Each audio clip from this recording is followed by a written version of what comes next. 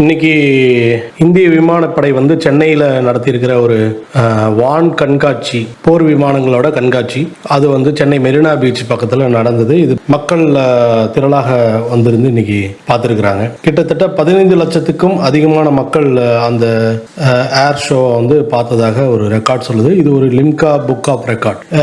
சாகச நிகழ்ச்சியானது 11 மணிக்கு ஆரம்பிக்குது அப்படின்னு சொல்லும்போது காலையிலிருந்தே மக்கள் வேகமாக வர ஆரம்பிச்சிருக்காங்க மெரினாவை நோக்கி.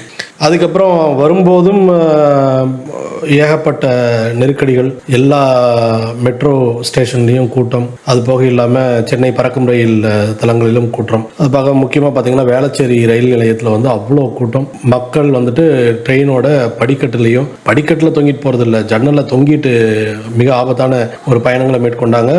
சாலை போக்குவரத்து பார்த்தீங்கன்னா ரொம்ப ஒஸ்ட்.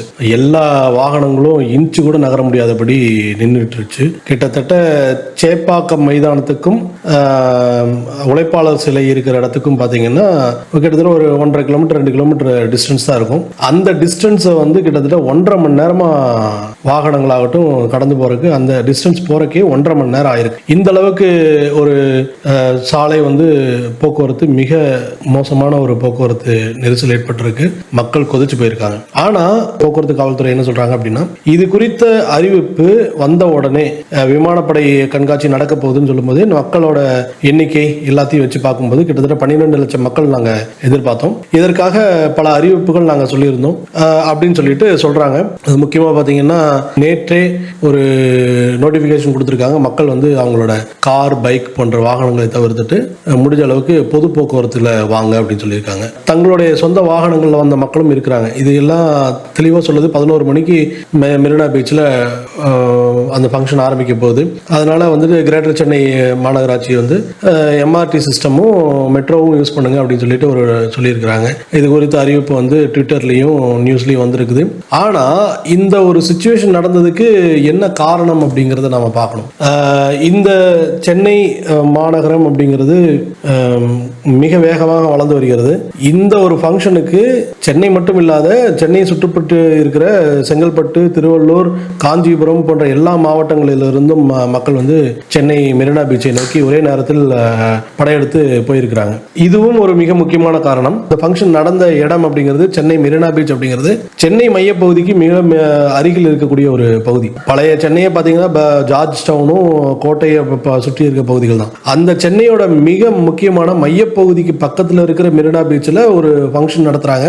சுற்றி வட்டாரத்தில் இருக்கிற அத்தனை கிராமங்களிலிருந்தும், அத்தனை மாவட்டத்தின் அத்தனை பகுதிகளிலிருந்தும் ஒரே நேரத்தில் மக்கள் சென்னை மையப்பகுதியை நோக்கி வரும்போது கண்டிப்பாக ஒரு மிகப்பெரிய போக்குவரத்து நெரிசல் அப்படிங்கிறது ஏற்பட்டிருக்கும். இன்னைக்கு வந்த நியூஸ் பார்த்தீங்கன்னா ஒரு 4 பேர் இறந்திருக்காங்கன்னு சொல்றாங்க. பல்லாயிரக்கணக்கான மக்கள் பல நேரங்கள் ரொம்ப மணி நேரமாக வெயிட் பண்ணியிருக்காங்க. சில நூற்றுக்கணக்கான மக்கள் மயங்கி விழுந்திருக்கிறாங்க நெரிசல் தாங்க முடியாம அப்படின்னு சொல்லிட்டும் சில செய்திகள் வெளிவந்திருக்குது. இதில் யாரை குற்றம் சொல்வது அப்படின்னு சொல்லிட்டு பார்த்தீங்கன்னா, சென்னை மாநகர போக்குவரத்து துறை தான் சரியான நடவடிக்கைகள் எடுக்கல. அங்க வந்த மக்களுக்கு கழிப்பிட வசதிகள் செய்து தரல, சுகாதார வசதிகள் செய்து தரல அப்படின்னு சொல்லிட்டு இந்த மாதிரியான குற்றச்சாட்டுகள் வந்திருக்குது. ஒரு ஃபங்க்ஷன் நடக்குது அப்படிங்கும் போது சென்னையோட மிக முக்கியமான வளர்ச்சி, காலாண்டு தேர்வுகள் முடிந்து கரெக்டா நாளைக்கு பள்ளிகள் திரும்ப ஆரம்பிக்கிறாங்க அப்படிங்கும்போது கடைசி விடுமுறை நாள், இது எல்லாம் சேர்ந்துதான் பொதுமக்கள் கூட்டமாக எதிர்பார்த்ததை விட 3-4 லட்சம் மக்கள் அதிகமாக வருவதற்கு மிக முக்கியமான காரணம். அரசாங்கம் இதை எதிர்பார்த்து செய்திருக்க வேண்டும்.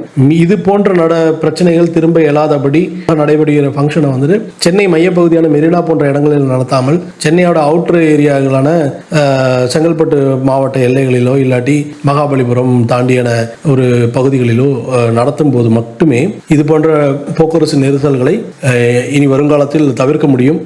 அரசாங்கம் இந்த மாதிரியான பிரச்சனைகளில் சீரிய கவனம் எடுத்துக்கணும். வயதானவர்களுக்கெல்லாம் குழந்தைகள் இருந்திருக்கிறாங்க, இவங்களுக்கெல்லாம் பாதுகாப்பு ஏற்பாடுகள், இந்த மாதிரியான பிரச்சனைகள் எல்லாத்தையும் இடத்தை தேர்வு செய்து நடத்தணும் அப்படிங்கிறது தான் நாம சொல்றது. ஸோ இது போன்ற நிகழ்வுகள் திரும்ப நடக்காதபடி அரசாங்கம் மிக கவனமாக எச்சரிக்கையோடு இருக்க வேண்டிய காலம் இது. நன்றி, வணக்கம்.